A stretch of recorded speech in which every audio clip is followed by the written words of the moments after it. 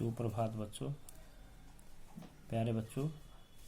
आज हम 8वीं कक्षा के 4 नंबर के अध्याय दीवानों की हस्ती, जो एक कविता है, उसी से प्रसंग व्याख्या करेंगे और जिसके कवि हैं भगवती चरण वर्मा जी। और मुझे आशा है आप इसे ध्यान से सुनेंगे और अपनी फिर नोटबुक में नोट भी करेंगे।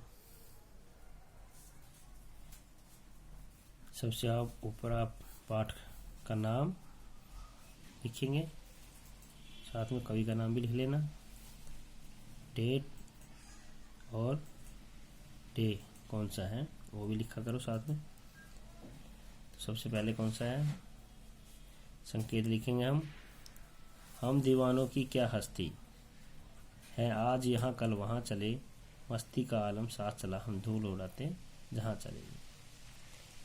संकेत में हमें एक छोटा सा सिंबल लिखना होता है, पहला अक्षर और लास्ट का 1 या 2 अक्षर। तो प्यारे बच्चों, हमने इसमें पूरा लिख लिया, हम आधा भी लिख सकते हैं, आगे दिखाऊंगा तुम्हें कैसे लिखना है। तो इसकी सबसे पहले प्रसंग करेंगे। प्रस्तुत काव्यांश हमारी पाठ्य पुस्तक हिंदी की वसंत भाग 3 की कविता दीवानों की हस्ती से ली गई है। इसके कवि भगवती चरण वर्मा जी हैं। इसकी व्याख्या में हमें क्या लिखना है, कवि कह रहा है कि हम मनमोजी व्यक्तियों का कोई अस्तित्व नहीं होता, आज यहाँ और कल वहीं कहीं और दिखाई देंगे, हम जहाँ कहीं भी जाते हैं अपनी मस्ती का संसार साथ लेकर जाते हैं। ये इसकी व्याख्या बच्चों। तो अगला पैराग्राफ क्या है हमारा, आए बनकर उल्लास अभी, आंसू बनकर बह चले, सब कहते ही रह गए, अरे तुम कैसे आए कहाँ चले। तो क्या करेंगे हम, इसकी सबसे पहले संकेत लिखेंगे। कैसे लिखेंगे बच्चों, देखो, इस पद का पहला अक्षर और लास्ट का शब्द, पहला शब्द और लास्ट शब्द, बीच में डॉट डाल देंगे। प्रसंग, फिर प्रसंग में क्या लिखेंगे, प्रस्तुत काव्यांश डैश डैश डैश और पूर्ण विराम, क्योंकि पूरी कविता के अंदर एक ही प्रसंग होता है सेम, क्योंकि एक ही कविता है, एक ही कवि है उसका, तो ऐसे एक ही होता है।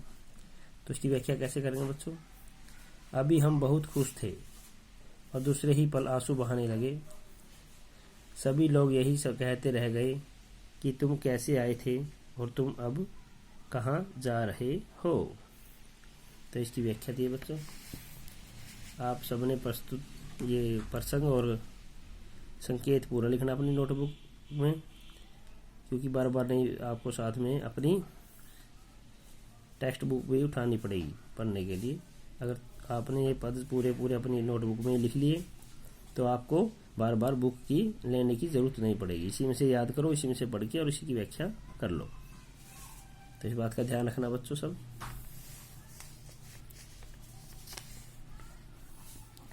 अगला क्या है पद, किस ओर चले यह मत पूछो, चल रहा है बस इसलिए चले, जग से उसका कुछ लिए चले, जग को अपना कुछ दिए चले। तो पहले सबसे पहले हम संकेत लिखेंगे। संकेत का आपको पता ही है कि पहला शब्द और लास्ट शब्द, ऐसे ही प्रसंग में प्रस्तुत काव्यांश डैश डैश डैश डॉट। आपने पूरा लिखना है जो पहले पद में लिखा था हमने।